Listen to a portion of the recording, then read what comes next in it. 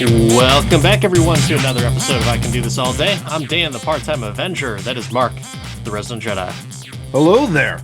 Tonight we're going to sit here to you and talk about something that I'm surprised that Danny agreed to watch. It's animation, but it's Marvel. It's new. It's refreshingly good, and it's something we haven't seen in animation before. It's The Eyes of Wakanda. Eyes of Wakanda, Disney Plus. I don't know if that many people watch this show, but it seems like the reviews are up there.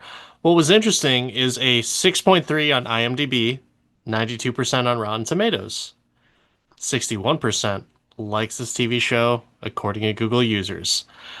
I don't know. Normally, I'm right on with IMDb's rankings. I just don't know if that is the ranking that it should be. What are your thoughts? I think that Marvel right now is suffering from the hangover of the pandemic stuff that came out. I mean, they're still suffering from the hangover of all of everything that was Endgame. And I think that this is getting a bad rap. I don't think it's gotten as much pub as it should have. And, maybe it's because not a lot of people are watching it. I mean, hell, I couldn't even get through the first episode of Ironheart without like wanting to turn it off. And, you know, that did not set me up in a good place to be like, I want to watch Eyes of Wakanda, which takes place before any of the Wakanda that we know about. So obviously, I have no relation to any of these characters. That's what I want. More characters that I don't know, that have no significance to the sacred timeline and will not be in Doomsday. Yay! So your hate is strong with the Marvel properties.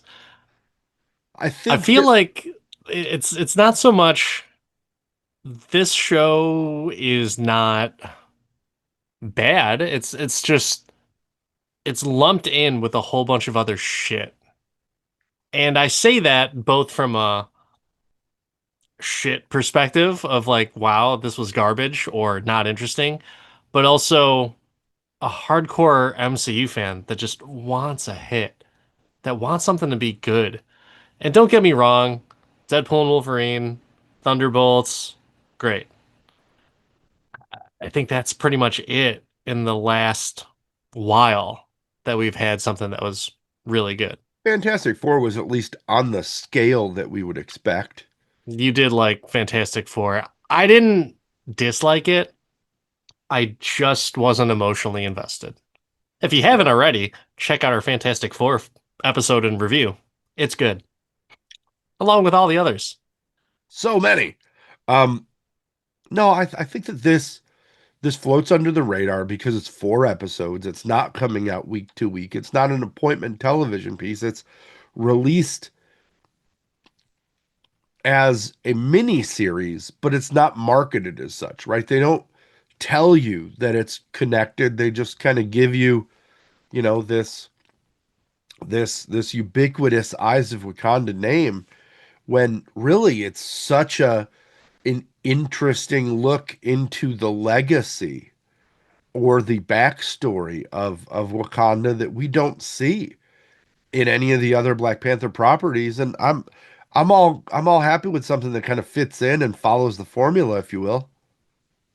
So, just by saying that formula and that legacy, why don't you tell me your origin with Black Panther and everything associated with him?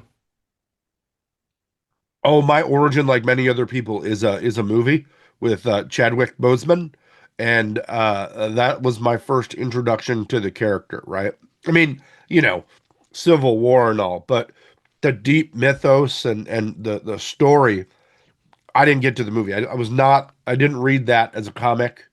Um, I was more modern X-Men, a little bit of Spider-Man, a little bit of Batman as a kid, and I did not have the means to expand nor the close quality comic shop to peruse.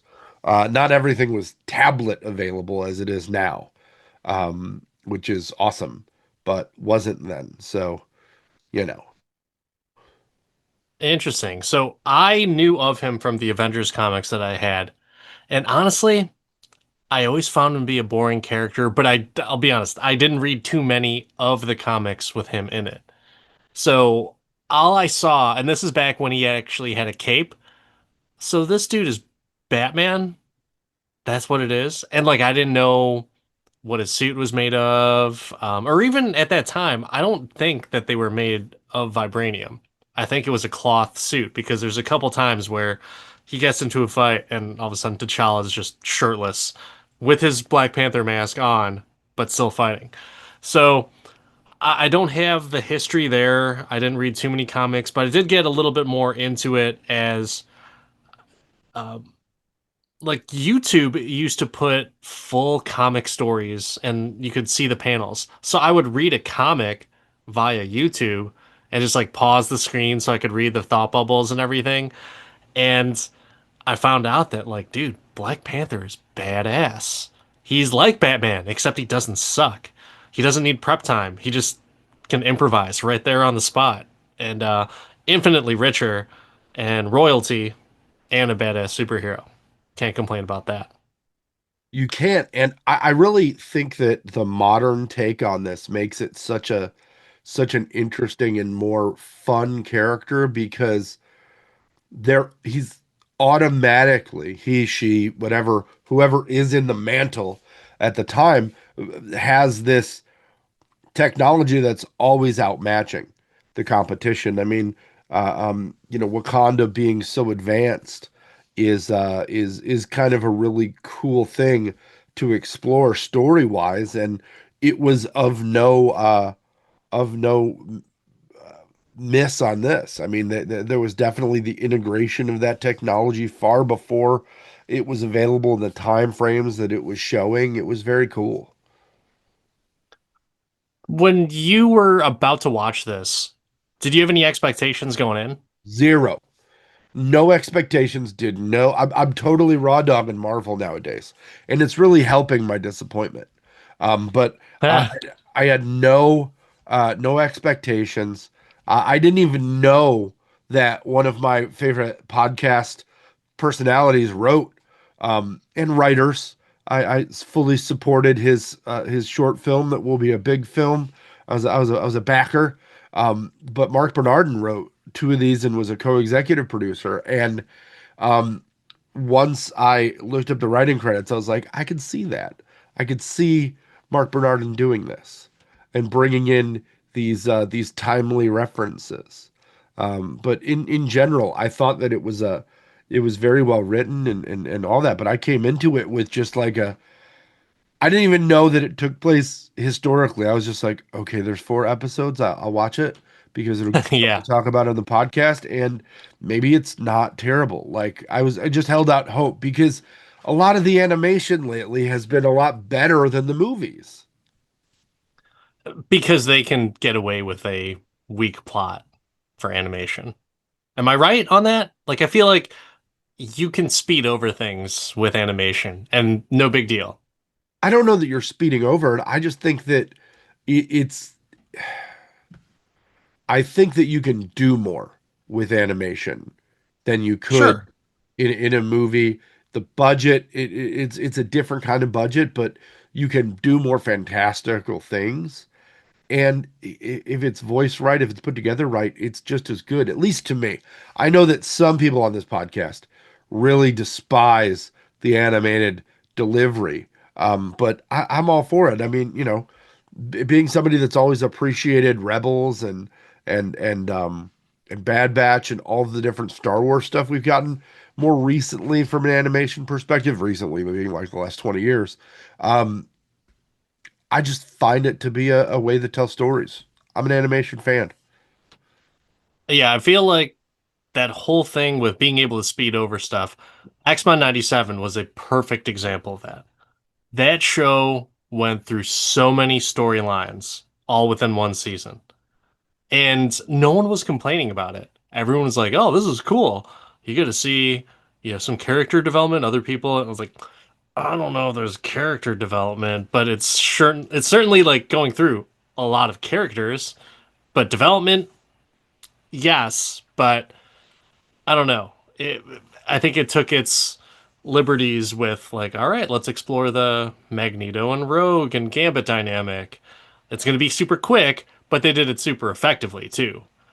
In a regular movie, that can't happen. But for animation, in my opinion, it would stick because oh yeah, well it's a half hour episode or 22-minute episode and it'll be fine. You know what I mean? I Like I feel like that's not no, I the do. only thing.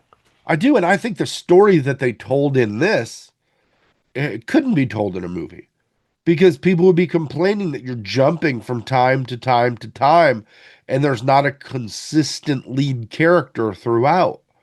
You know, I mean, how many movies actually work like that? Pulp Fiction, but you come back to Vincent Jules at the end, right? Like this is episodic and you understand why.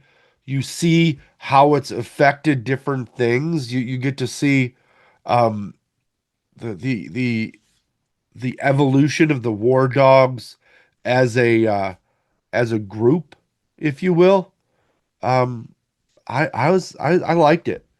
I liked it, and it gives you an ending point that makes sense.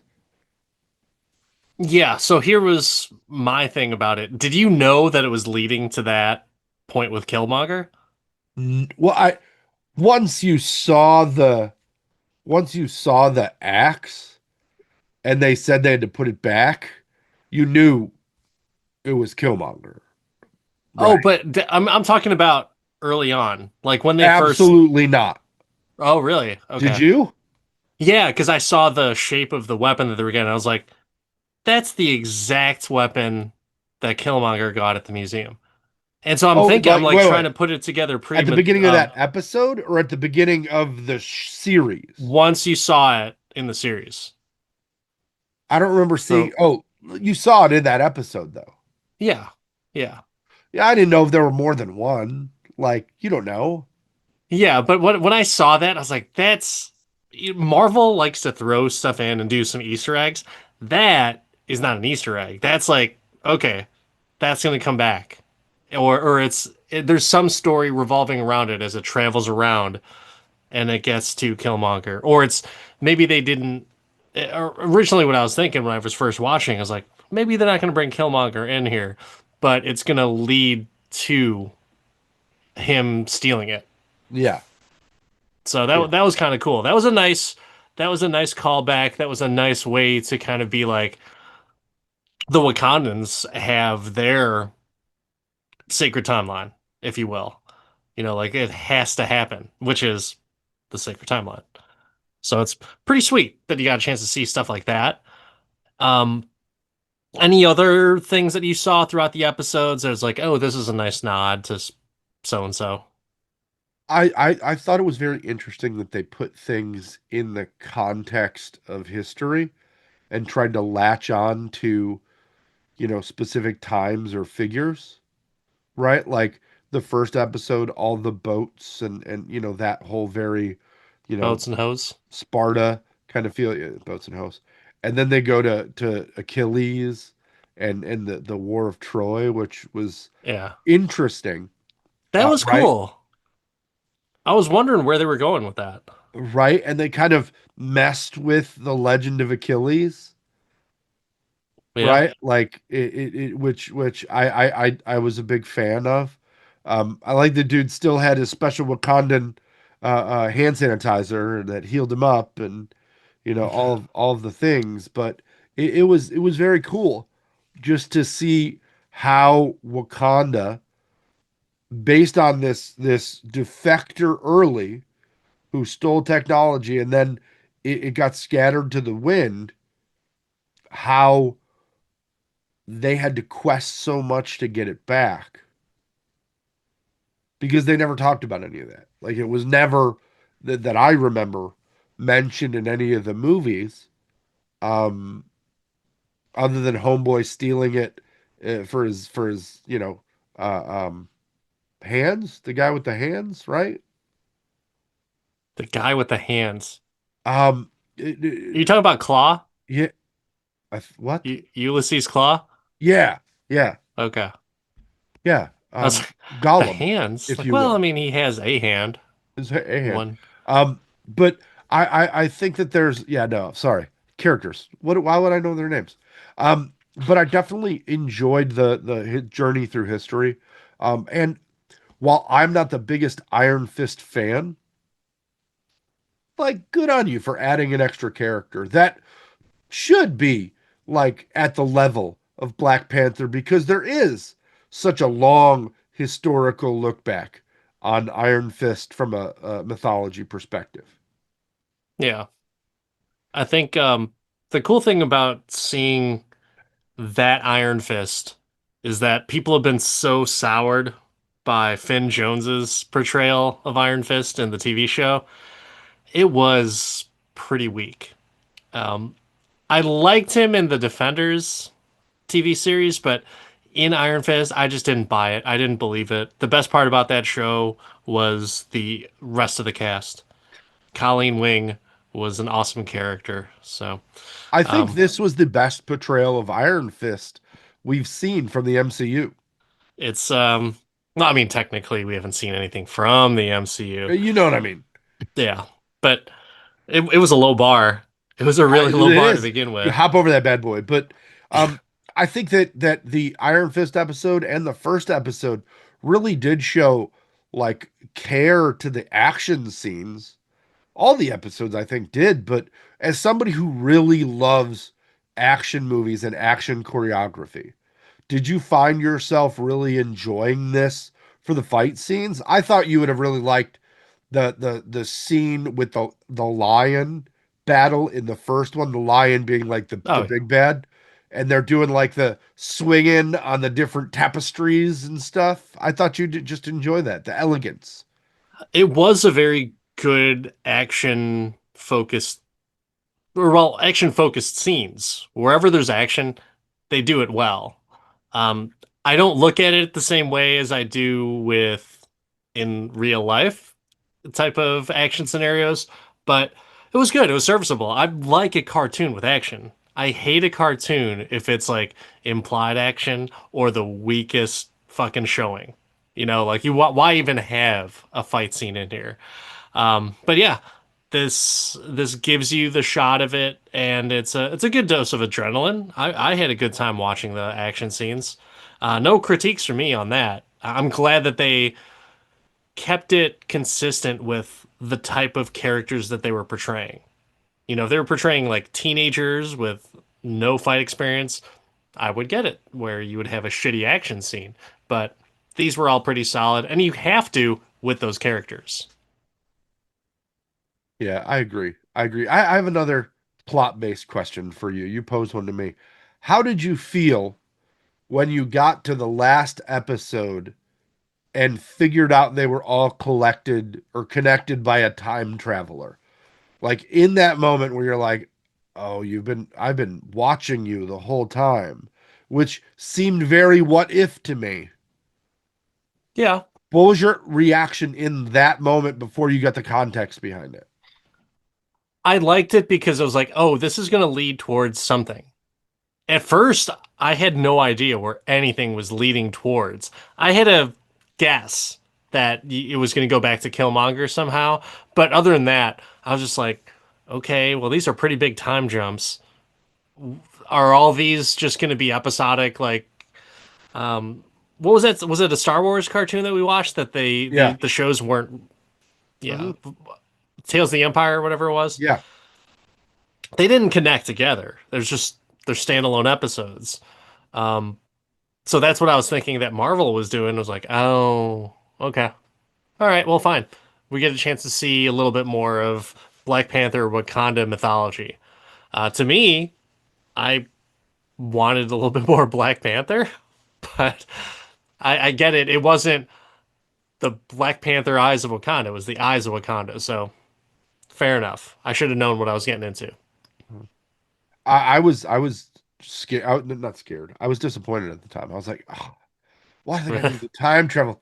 The universe hopper again? What? Is there a special Wakandan watcher? Like, what are we doing? Why?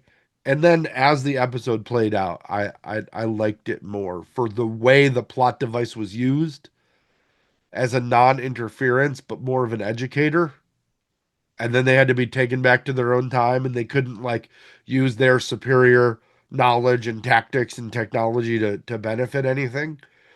It just changed the outlook of a single character, which then changed the outlook for everything, right? But it gave that prince his purpose, and I enjoyed that part of it at least.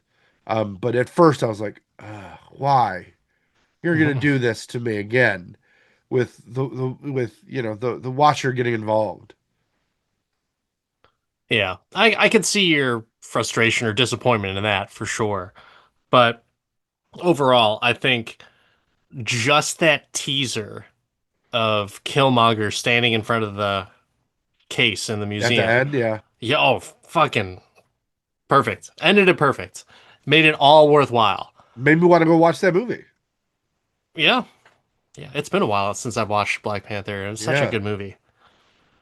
I think with he's gonna be or well to Black Panther is going to be in Marvel Zombies. Did you get a chance to check out that trailer? I didn't watch the trailer. No, I told you I'm raw dog and Marvel, baby. Oh, everything. Well, I mean, spoiler no or spoiler.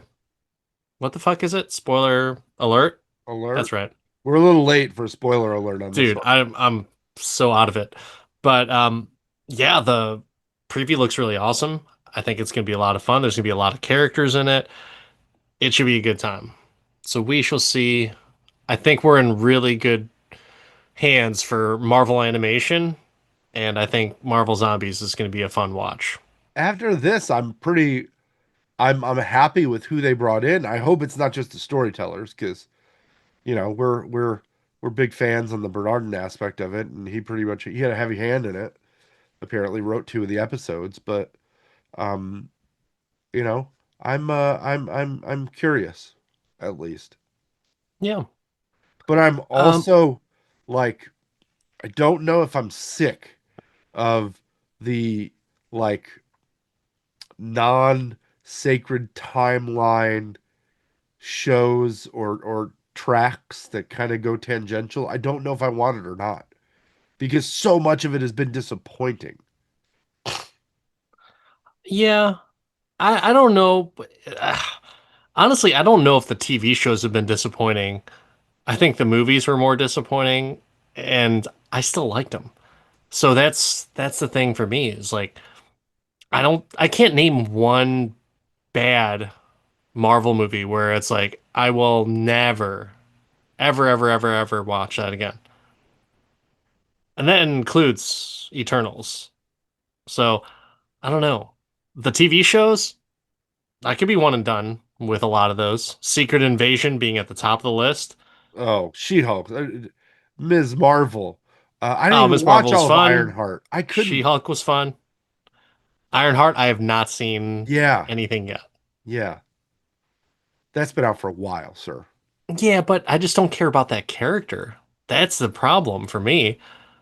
I mean, I want to go see Fantastic Four. I don't care at all about the Fantastic Four, but I watched that movie.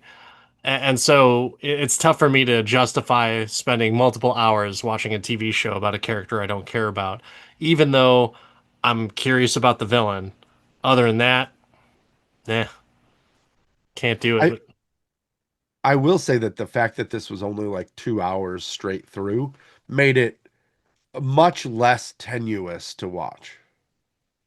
I agree. And I like that. Like, I think that was one of the big reasons why we decided to watch this and do a review on it because TV shows are tough. You've got multiple episodes and more than a movie's worth of time consuming that media and then going into an episode to talk about it. So there's so much stuff to talk about. But here, four clean episodes. When I saw it was only four episodes and the length of each episode, I'm like, done. Okay. That's Yeah. equivalent to a movie. No problem. Well, I mean, you can't do 4 episodes and have a stinker in there or a sleeper, right? Like, how many series have we watched? And there's that one episode where it's a mega episode, right? And like nothing good happens, A and it's mega just episode. there to serve a purpose, right? Yeah. Ugh. Um, Nobody I don't likes a know. mega Is episode. that all of Ironheart? Is that what that is? Dude, I couldn't even. I couldn't. I, I don't know. I don't know. Maybe I was just in a bad mood that day, but I love me some sci-fi. I love me some Marvel. I love the idea of armor and that, and it's just like I couldn't do it. Didn't get me. No. Maybe I'll eventually get to it. Before Doomsday, I'm sure I'll watch it, but it might be the week before the movie comes out that I'll actually watch that. So Is she confirmed just to for keep to Doomsday? my promise. What was that? Is she confirmed for Doomsday? No, no. It But would be it would be hilarious if she's not even in it. oh, I just want to watch everything up to that point because I know that there's going to be something in there that either an Easter egg where for Star Wars, I'm a fan, but not an uber fan. I'd like to get some of those nods for Marvel, especially because I'm caught up with everything, With other than that show, I've seen everything, consumed everything, in some cases multiple times. So just want to stay true to my fandom. Look at you taking one for the team. It's been a losing team for a while, Uh, so I don't think with uh, this though. I think this was pretty solid, you know? Um, well, wait a second. Before you talk about how solid it is, I got a question for you. Did anything Martha you about the show? other than the initial reaction to time traveler affecting the last episode kind of thing, like out of nowhere. Um, no, like it was it I initially was like, oh, am I going to be bothered that they're pulling out like historical characters like Ulysses that we understand that journey and like it's been, am I upset that they're disrupting historical fiction? Nah, didn't bother me. The episode went well. They did the thing. And the Wakandan followed the directions of time travel, right? No butterfly affecting there. He just kind of kept it moving. Just made sure Ulysses didn't die until he killed him, which he didn't want to. Um, but yeah, no major Marthas in this. No frustration. No. What I about was you? good with everything. No Marthas for me. That's rare. For neither of us to have a grievance, this has to have been pretty damn good. Well, if that's the case, let me ask you a question. Mark, when it comes to Eyes of Wakanda, can you do this all day? It's a very good question. I've never heard it before. But there's a few things about this that tie back for me, right? One, the animation and the violence is pretty brutal. It's very adult in its way. So this isn't something I can like bust out with my 4-year-old because I don't want to hear him ask me why there's a sword in that guy yet. Not ready for that yet. Um, so am I going to rewatch it in the near future? Probably not. But the way that it took me on the journey, it fits into the mythos, it's digestible, and it makes me want to watch the original again. It wants me to make me dive back into it, reigniting that, passion for a movie that I haven't watched in a while. You know, I think that is the true case of something that lives in that I can do this all day category. So I'm going to say yes. I'm going to say Mm. yes. And I'm going to pose a very similar question to you. Do you have eyes for Wakanda? Um, This one was a tough one for me because I was going in thinking, all right, cool, I get to see different Black Panthers. That's what I thought I was going to see. I was a little disappointed.